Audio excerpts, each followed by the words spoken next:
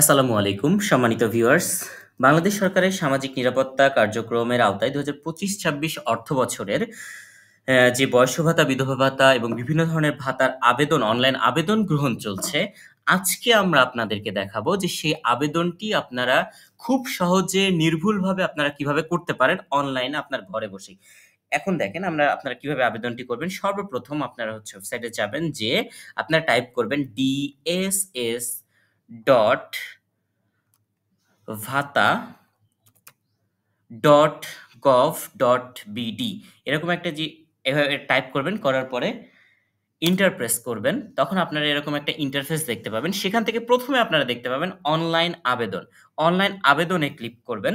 Online আবেদনে click করার পরে এখানে হচ্ছে ভাতা কার্যক্রম, অর্থাৎ আপনি এখান থেকে সিলেক্ট করবেন যে আপনি কোন ধরনের ভাতা কার্যক্রমের অংশগ্রহণ করবেন। আজকে আমরা ডেমো দেখাবো একটি বয়স্ক ভাতার আবেদন প্রক্রিয়া আপনারা কিভাবে সম্পন্ন করবেন সেটি। আমরা সিলেক্ট করলাম বয়স্ক ভাতা। এরপরে হচ্ছে আমরা যার বয়স্ক ভাতার জন্য আবেদন করব, আমরা সেটির হচ্ছে যাচাই করব, অর্থাৎ আবেদনকারী যাচাইকরণ। প্রথমে আপনার হচ্ছে সম্পূর্ণ নাম বাংলায় দিবেন, এরপরে ইংরেজিতে, এরপরে জাতীয় পরিচয়পত্র নাম্বার, এরপরে আপনার জন্ম তারিখ, এরপর এখানে যে ক্যাপচা কোডটি থাকবে সেটি। এবার আমরা পর্যায়ক্রমিকভাবে সবকিছু আপনাদেরকে দেখাচ্ছি। সর্বপ্রথম আপনি আপনার বাংলায় নামটি খুব সুন্দরভাবে নির্ভুলভাবে টাইপ করবেন। এরপরে আপনি কোন তারিখে জন্মগ্রহণ করেছেন আপনার এনআইডি কার্ড অনুসারে সেটা সিলেক্ট করবেন। এরপরে এইখানে দেখেন একটা ক্যাপচা কোড লেখা আছে, সেই ক্যাপচা কোডটি আপনি এখানে যেভাবে আছে সেভাবে টাইপ করবেন। অর্থাৎ ক্যাপচা কোডে আপনাকে যে একটা দেওয়া আছে, এখানে একটা বিষয় আপনাকে বলে দিই। এখানে দেখেন ক্যাপচা কোডে আপনাকে একটা সংখ্যা দেওয়া আছে। আচ্ছা, এই সংখ্যাটা আপনাকে এখানে যদি যোগ করতে বলে, আপনি এটা টাইপ করবেন না। এখানে আমার একটু ভুল হচ্ছে, সরি। আপনি হচ্ছে এখানে যদি আপনাকে যোগ করতে বলে, তাহলে সেটা হচ্ছে যোগ করে কত হচ্ছে সেটা লিখবেন। আর যদি আপনাকে এখানে কোনো একটা দেখা যাচ্ছে কোনো একটা দেওয়া আছে, যে লেটার দেওয়া আছে, সেক্ষেত্রে আপনি লেটারটা এখানে টাইপ করে দিবেন। ঠিক আছে, ওকে। এরপর জাতীয় পরিচয়পত্র যাচাইকরণে আপনি হচ্ছে ক্লিক করবেন। এবার হচ্ছে দেখেন এনআইডি তথ্য যাচাই সফলভাবে হয়েছে, এইটা আপনার ওপরে দেখেন ডান কর্নারে দেখাচ্ছে, এটা হচ্ছে চলে গেছে। এরপরে আপনি আপনার হচ্ছে আবেদনকারী যাচাইকরণের এরকম একটা ফরম্যাট পাবেন। ওপরে আপনার নাম, আপনার হচ্ছে বাংলা নাম, ইংরেজি নাম, জাতীয় পরিচয়পত্র নাম্বার, জন্ম তারিখ সবকিছু পাবেন। এরপরে আপনার হচ্ছে এইটা যখন পাবেন, তার মানে আপনার এনআইডি ভেরিফাইড করা হয়ে গেছে। এরপর আপনি নিচের দিকে আসবেন। এরপরে দেখেন আপনার ব্যক্তিগত এখানে তথ্য দিতে হবে। সর্বপ্রথম হচ্ছে আপনার ছবি আপনি হচ্ছে সিলেক্ট করবেন। সেই ছবিটি অবশ্যই আপনার হচ্ছে 200 কিলোবাইটের কম হতে হবে। এরপরে আপনার হচ্ছে সিগনেচারটাও আপনার হচ্ছে 200 কিলোবাইটের কম হতে হবে।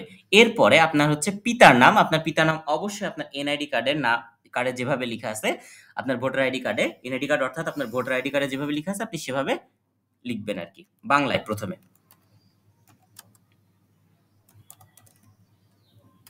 এরপরে আপনার হচ্ছে পিতার নাম ইংরেজিতে আপনি হচ্ছে ঠিক যেভাবে আপনার হচ্ছে ইংরেজিতে যেটা হবে সেটা হচ্ছে আপনি লিখবেন আর কি।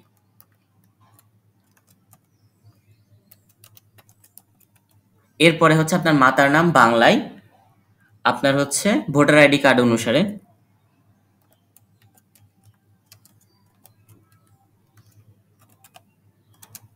এরপরে হচ্ছে আপনার মাতার নাম ইংরেজিতে,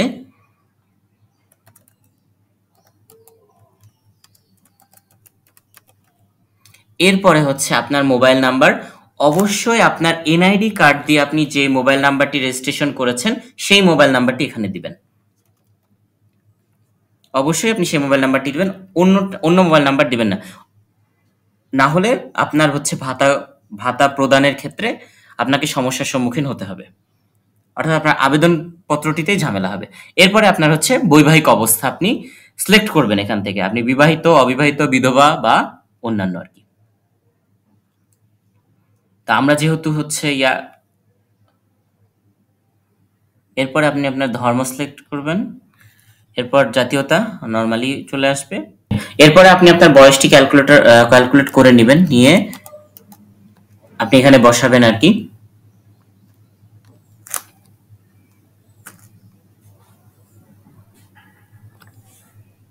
সমস্যা নেই। আচ্ছা, এরপর আপনি আপনার লিঙ্গ সিলেক্ট করবেন।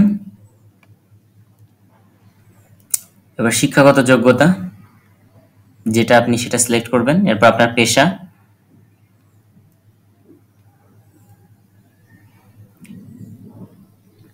এরপরে হচ্ছে আপনার যোগাযোগের তথ্য, আপনার স্থায়ী ঠিকানা, আপনার স্থায়ী ঠিকানার এখানে আপনি আপনার বিভাগ, আপনার জেলা, আপনার এলাকার ধরন অর্থাৎ আপনার এলাকাটি কেমন, পৌরসভা না ইউনিয়ন সেটা সিলেক্ট করবেন। এরপরে আপনি হচ্ছে আপনার বাকি তথ্য, জেলা পৌরসভা সেটা হচ্ছে কোনটা সেটা সিলেক্ট করবেন, আপনার ওয়ার্ড নাম্বার সিলেক্ট করবেন, আপনার পোস্ট কোড দিবেন এবং এরপরে হচ্ছে আপনার গ্রাম, বাড়ি number, road number, block number বা সেকশন বা যেটা থাকবে সেটা আপনি দিবেন। এবার বিষয়টা হচ্ছে আপনি আপনার এলাকার ধরন যেভাবে সিলেক্ট করবেন তার উপর ভিত্তি করে আপনার পরবর্তী ইনফরমেশন গুলো পরিবর্তিত হবে আর কি। এবার আপনার হচ্ছে বর্তমান ঠিকানা, যদি স্থায়ীর মতো একই ঠিকানা হয় তাহলে আপনি এই জায়গায় ক্লিক করবেন, এটা হচ্ছে অটোমেটিক্যালি ফিল আপ হয়ে যাবে। এরপর হচ্ছে বয়স্ক ভাতা অনুযায়ী আপনার বিস্তারিত যে তথ্য আর কি, যে আপনার হচ্ছে স্বাস্থ্যগত বা কর্মক্ষমতা সংক্রান্ত তথ্য, সেটা হচ্ছে আপনি সম্পূর্ণ অক্ষম বা যেটা সেটা। তারপর হচ্ছে সরকারি বেশি সুবিধা প্রাপ্তর বিবরণ, আপনি হচ্ছে কোনো সুবিধা গ্রহণ করেছেন কিনা, কোনো সুবিধা গ্রহণ না করলে কোনো সুবিধা গ্রহণ করেননি সেটা সিলেক্ট করবেন। এরপর হচ্ছে আপনার ভূমির মালিকানা, আপনার কি পরিমাণ ভূমি আছে, সেটা হচ্ছে আপনি কি বস্তুবিটাহীন নাকি 0.5 একরের নিচে আপনার জমি, 1 একর পর্যন্ত 1 একরের ঊর্ধ্বে আর কি। তা আপনি হচ্ছে যদি হচ্ছে আপনি যদি 0.5 একরের নিচে হন তাহলে আপনি সেটা সিলেক্ট করবেন। এরপরে হচ্ছে আপনার বাসস্থান, নিজস্ব ভাড়া নাকি অন্যান্য, আপনার বার্ষিক আয় যেটা সেটা সিলেক্ট করবেন। এরপরে হচ্ছে গত 1 বছরে এই খানার কোনো সদস্য সামাজিক নিরাপত্তা বেষ্টনী কর্মসূচির আওতায় কোনো সহায়তা পেয়েছে কিনা, অর্থাৎ আপনার পরিবারের কোনো সদস্য আপনার সাথে খাচ্ছে তারা কোনো সুবিধা পেয়েছে কিনা সেটা সিলেক্ট করবেন। যদি পেয়ে থাকে তাহলে হ্যাঁ, যদি না পেয়ে থাকে তাহলে না সিলেক্ট করবেন। এরপরে হচ্ছে আপনার ব্যাংক অ্যাকাউন্টের ধরন, সেটা হচ্ছে মোবাইল ব্যাংকিং আর ব্যাংক অ্যাকাউন্ট। যদি মোবাইল ব্যাংকিং হয় তাহলে আপনারা এমএফএস অর্থাৎ মোবাইল ফিনান্সিয়াল সার্ভিস এটা সিলেক্ট করবেন।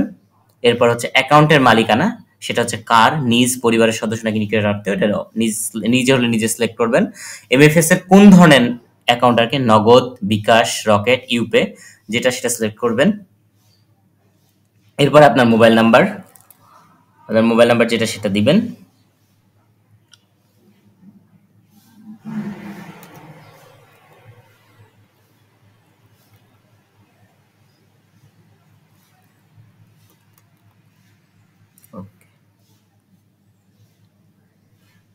এবং অবশ্যই আপনার এই মোবাইল নাম্বারে কিন্তু আপনার নগদ অথবা বিকাশ অ্যাকাউন্ট নাম্বার থাকতে হবে, এইটা অবশ্যই ভালো মতো খেয়াল রাখবেন আপনি।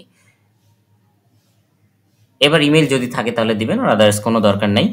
আপনি কি নমিনির তথ্য প্রদান করতে চান কিনা, আপনি যদি আপনার নমিনির তথ্য প্রদান করতে চান তাহলে হ্যাঁ সিলেক্ট করে বাকিগুলো ফিল আপ করবেন, আর যদি আপনি না করতে চান তাহলে না সিলেক্ট করবেন। তাহলে সেক্ষেত্রে আপনাকে আর কোনো প্রকার ইনফরমেশন দিতে হবে না। সেক্ষেত্রে আপনার আবেদনের ইনফরমেশন দেওয়াটা শেষ হয়েছে। এবার আপনি হচ্ছে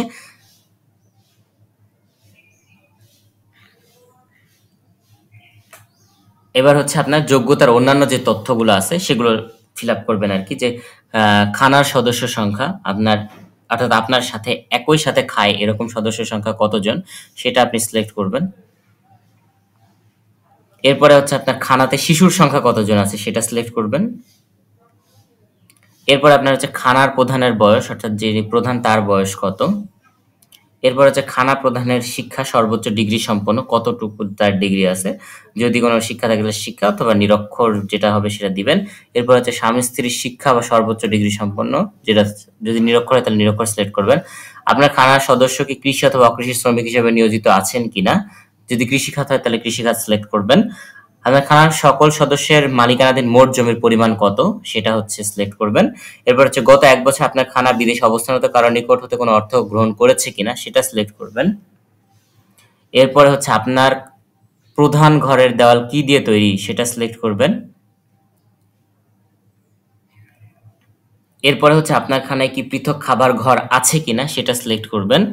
আপনার খানায় কি পৃথক রান্নাঘর আছে কিনা সেটা সিলেক্ট করবেন। আপনার খানায় খাবার পানির উৎস কি, টিউবওয়েল নাকি সাপ্লাই সেটা সিলেক্ট করবেন। খানার সদস্যগণ কি ধরনের পায়খানার বা টয়লেট ব্যবহার করে সেটা। এবার হচ্ছে আপনার খানা মালিকানাধীন নিম্নের পরিসম্পদগুলো কোনটি আছে সেটি হচ্ছে আপনি সিলেক্ট করবেন।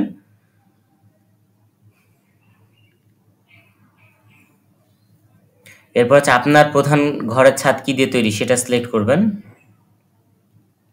এরপর আপনার হচ্ছে ঘরের সংখ্যা সিলেক্ট করবেন। এরপরে আপনি হচ্ছে সাবমিট বাটনে ক্লিক করবেন। এরপরে আপনি হচ্ছে যে আপনার ফর্ম জমা দেওয়াটা আসলে আপনি কি আপনার আবেদন জমা দিয়ে নিশ্চিত করছেন কিনা, জমা দেওয়া সম্পন্ন করতেছেন কিনা।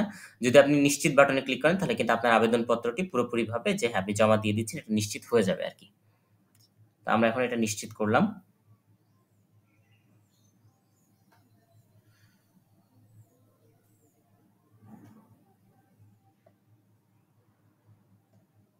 ওকে। এরপরে হচ্ছে আপনার এখানে লেখা দেখেন আপনার আবেদনপত্র সফলভাবে জমা দেওয়া হয়েছে। এরপরে আপনারা হচ্ছে কি করবেন? আপনারা হচ্ছে আপনার আবেদন সফলভাবে জমা দেওয়া হয়েছে। আপনার অ্যাপ্লিকেশন ট্র্যাকিং এটি আপনার আবেদন স্থিতি ট্র্যাক করতে আপনার আচ্ছা, এবার হচ্ছে বিষয়টা হচ্ছে আপনি এখান থেকে আপনার আবেদনপত্রটি ডাউনলোড করে নিতে পারেন। আপনি ডাউনলোড বাটনে ক্লিক করে আপনার আবেদনপত্রটি ডাউনলোড করে নিবেন। তখন এই যে দেখেন আপনি আপনার ইন ডিটেইলস এখানে এখন পর্যন্ত যত কিছু দিয়েছেন সবকিছু এখানে পেয়ে যাবেন আরকি। আপনার নাম, আপনার ছবি, আপনার সিগনেচার, আপনার বর্তমান ঠিকানা, আপনার স্থায়ী ঠিকানা, আপনার সবকিছু আপনি এখানে এর মধ্যে আপনি পেয়ে যাবেন। আপনার ব্যাংক অ্যাকাউন্ট নাম্বার, আপনার নমিনির তথ্য যদি দিয়ে থাকেন তাহলে সবকিছু ইন ডিটেইলস আপনি এখান থেকে পেয়ে যাবেন আরকি। এরপরে সম্মানিত ভিউয়ার্স যে বিষয়টি সেটা হচ্ছে এরকম একটি গুরুত্বপূর্ণ আবেদন আপনারা যদি নির্ভুলভাবে করতে চান তাহলে পরে আমাদের কমেন্ট বক্স এবং ডেসক্রিপশন বক্সে আমাদের হচ্ছে হোয়াটসঅ্যাপ নাম্বার দেওয়া থাকবে। আপনারা চাইলে আমাদের সাথে যোগাযোগ করতে পারেন। আমরা সর্বোচ্চ আন্তরিকতার সাথে নির্ভুলভাবে আপনাদের আবেদনটি সম্পন্ন করে দিব। এবং সম্মানিত ভিউয়ার্স অবশ্যই আমাদের চ্যানেলটিকে লাইক দিয়ে সাবস্ক্রাইব করতে ভুলবেন না এবং যেকোনো ধরনের তথ্য, যেকোনো ধরনের সরকারি তথ্য বা যেকোনো ধরনের চাকরি বা অন্য যেকোনো ধরনের বিজ্ঞপ্তি সবার আগে পেতে আমাদের চ্যানেলটিকে অবশ্যই লাইক এবং সাবস্ক্রাইব করে আমাদের সাথেই থাকবেন। ধন্যবাদ। আসসালামু আলাইকুম।